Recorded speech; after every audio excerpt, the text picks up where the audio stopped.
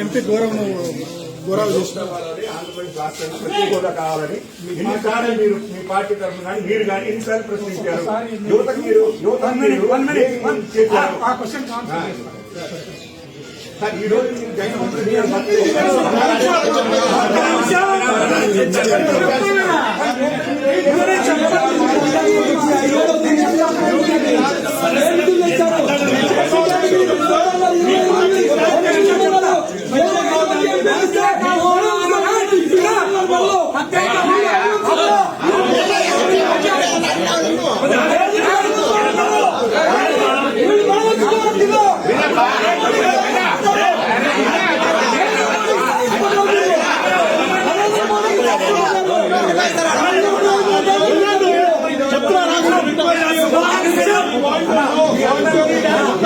నమస్కారం అండి. మీరు రాష్ట్ర యువజన కాంగ్రెస్ అధ్యక్షుడిని రామారావు ఆంధ్రప్రదేశ్ నుంచి వచ్చాం.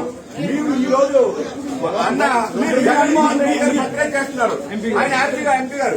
బట్ మాకు యువతగా రాష్ట్రానికి రావాల్సిన ప్రత్యేక హోదా కానివ్వండి, విశాఖ స్టీల్ ప్లాంట్ గురించి కానివ్వండి, లేదా అమరావతి గురించి కానివ్వండి, వీటన్నిటి గురించి ఈ 4 సంవత్సరాల్లో ఏం చేశారని మేము అన్నగారిని మేము అడుగుతున్నాం. దానికి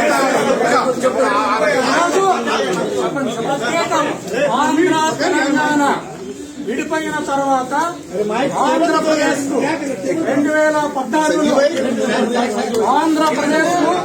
2014లో చంద్రబాబు నాయుడు గారు ముఖ్యమంత్రిగా రావడం జరిగింది.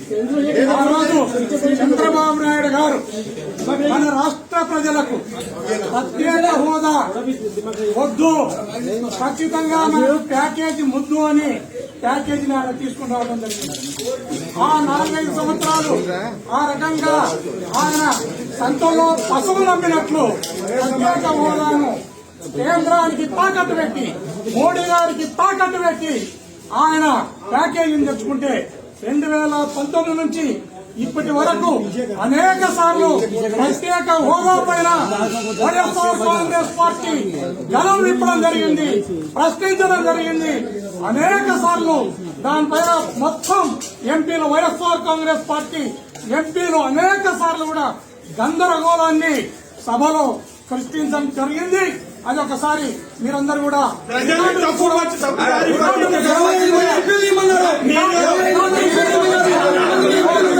ప్రజల్ని తప్పు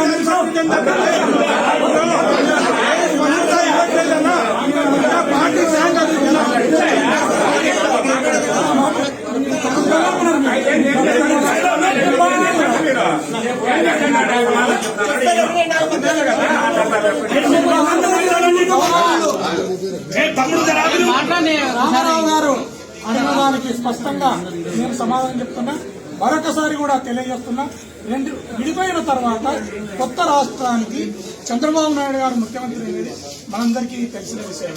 దాంట్లో చంద్రబాబు నాయుడు గారు ముఖ్యమంత్రి అయిపోయిన తర్వాత ప్రత్యేక హోదాను తీసుకురావాల్సిన బాధ్యత ఆ ప్రభుత్వానికి, దాని అధినేత చంద్రబాబు నాయుడు గారి పైన ఉండేది. ప్రత్యేక హోదా వద్దు, ప్యాకేజీ ముద్దు అని ఆయన ప్యాకేజీ తీసుకురావడం జరిగింది. అది ఒక అంశం. రెండో అంశం, మన రాష్ట్రానికి ఉన్న 10 కాలాల పాటు హైదరాబాద్ ను మనం రాజధానిగా చేసుకుని మనం పరిపాలన చేసుకునే అవకాశం ఉండింది. ఓటుకు నోటు కేసులో దొంగలాగా దొరికి హైదరాబాద్ ను కేసీఆర్ కు వదిలేసి, ప్రత్యేక హోదాను మోడీకి వదిలేసి చంద్రబాబు నాయుడు గారు పరారై వచ్చినారు. ఆయనను కూడా ప్రశ్నించవలసిన బాధ్యత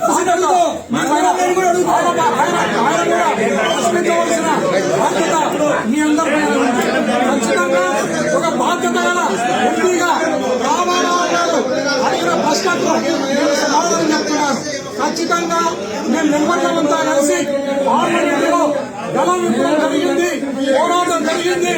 ఖచ్చితంగా మా ప్రభుత్వం 2024లో కూడా మేము అధికారంలోకి వస్తాం. ప్రత్యేక హోదాను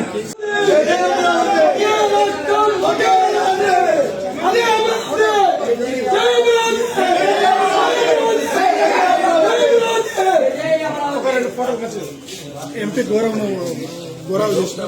ఆంధ్రప్రదేశ్ రాష్ట్రానికి ప్రతి హోదా కావాలని ఎన్నిసార్లు మీరు మీ పార్టీ తరఫున కానీ మీరు కానీ ఎన్నిసార్లు ప్రశ్నించారు?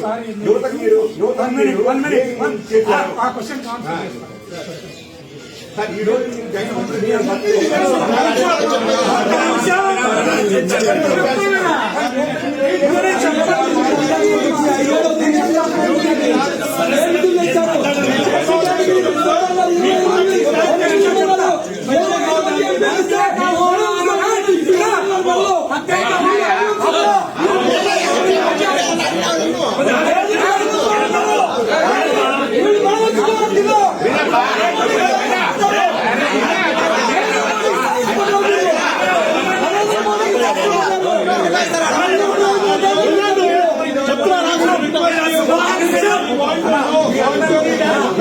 నమస్కారం అండి. మీరు రాష్ట్ర యువజన కాంగ్రెస్ అధ్యక్షుడిని రామారావు ఆంధ్రప్రదేశ్ నుంచి వచ్చాం. మీరు ఈ రోజు మీరు జగన్మోహన్ రెడ్డి గారు సక్సెస్ చేస్తున్నారు. ఆయన హ్యాపీగా ఎంపీ గారు. బట్ మాకు యువతగా రాష్ట్రానికి రావాల్సిన ప్రత్యేక హోదా కానివ్వండి, విశాఖ స్టీల్ ప్లాంట్ గురించి కానివ్వండి, లేదా అమరావతి గురించి కానివ్వండి, వీటన్నిటి గురించి ఈ 4 సంవత్సరాల్లో ఏం చేశారని మేము అన్నగారిని మేము అడుగుతున్నాం. దానికి ఒక clarity ఆంధ్ర తెలంగాణ విడిపోయిన తర్వాత ఆంధ్రప్రదేశ్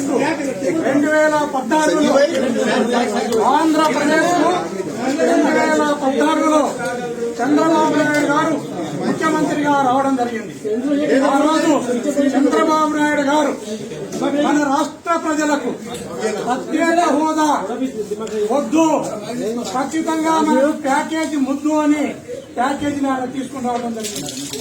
ఆ 4-5 సంవత్సరాలు ఆ రకంగా ఆయన సంతంలో పసుపు నమ్మినట్లు ప్రత్యేక హోదాను కేంద్రానికి తాకట్టు పెట్టి, మోడీ గారికి తాకట్టు పెట్టి ఆయన ప్యాకేజీని తెచ్చుకుంటే 2019 నుంచి ఇప్పటి వరకు అనేక సార్లు ప్రత్యేక హోదా పైన వైఎస్ఆర్ కాంగ్రెస్ పార్టీ గలం విప్పడం జరిగింది, ప్రశ్నించడం జరిగింది.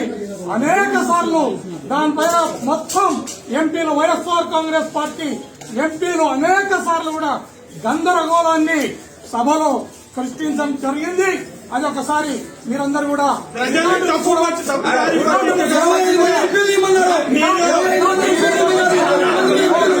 ప్రజల్ని తప్పు